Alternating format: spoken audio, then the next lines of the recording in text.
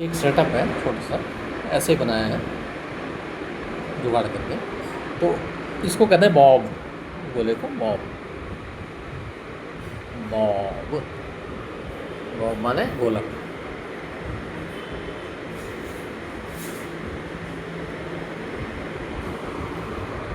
ठीक। और जब धागा बांध दिया हमने उसमें, अभी मैंने ऐसे ही बांधा है उसको रफली समझाने के लिए, मतलब ठीक बीच से है वो बीच से, लेकिन थोड़ा इसका छेद यहाँ से है, तो उससे कोई फर्क नहीं पड़ता। ये समझाने के लिए बना रखा है मैंने, कोई बात नहीं, क्लियर है। इसको गोलक कहते हैं। लेकिन जब धागे हैं, धागे सहित जो बना उसको कहते हैं लोलक। लोलक, ठीक है। Pendulum, PNDULUM। तो बॉब माने गोलक और पेंडुलम माने लोलक, ठीक है। सरल लोलक नहीं है, साधारण बनाया ऐसे ही। और ये मैंने ऐसा जरूरी नहीं कि ऐसे ही बनाना है, आप किसी दीवार में कील ठोक के बना सकते हैं। प्रयोगशाला में बने बनाए होते हैं स्टैंड। अब बात हो रही है, आपको ये बताना है कि एक चक्कर, ये साम्य अवस्था है इसकी, पंखे की वजह से हिल रहा है। मान लीजिए पंखा नहीं चल रहा है, रुका हुआ रहेगा, तो हवा ना चले जो, तो ये साम्य अवस्था है इसकी। साम्य अवस्था, इक्विलिब्रियम, साम्य अवस्था, इसे बोलते हैं इक्विलिब्रियम।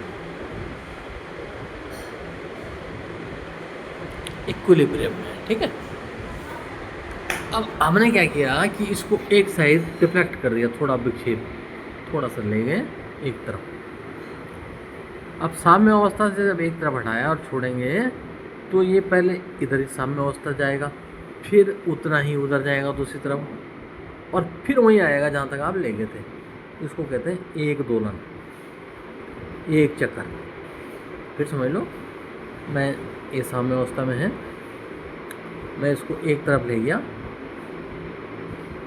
जरूरी नहीं इधर ही ले आना है, आप इस तरफ भी ले आ सकते हैं, तो फिर एक तरफ ले गया कितना भी।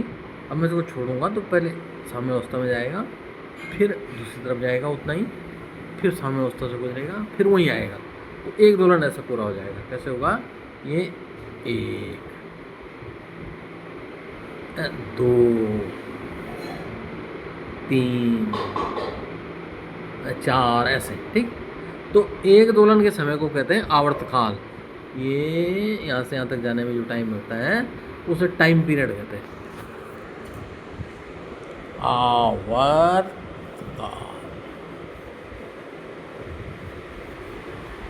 टाइम पीरियड, टी से सूचित करते हैं इसको, और इसका मात्रक होता है सेकेंड। आवर्तकाल का मात्रक सेकेंड होता है। एक चक्कर का समय आवर्तकाल होता है। पहले आप ध्यान से समझिए इस बातों को, क्या कहा जा रहा है। मात्रक उसका सेकेंड होता है। अब थोड़ी देर के लिए देखिए, मैं ले गया और मैंने छोड़ दिया, ठीक है। ये हो गया एक चक्कर। फिर देख लो, ये छोड़ा, एक चक्कर हो गया। फिर देखिए, ये ले गए और ये एक चक्कर, दूसरा चक्कर, 3, 4, 5। अब धीरे धीरे इसका आयाम घटता जाता है हवा के प्रतिरोध से, और बाद में रुक जाता है, ठीक है। दूसरी बात यह है कि हमें क्या पता कि कितनी देर लगी एक चक्कर में। हो सकता है हम घड़ी दबाने में गलती हो जाए, स्टॉप वॉच से देखते हैं, वैसे सामान्य वॉच से गलती हो सकती है, लेकिन स्टॉप वॉच होती है।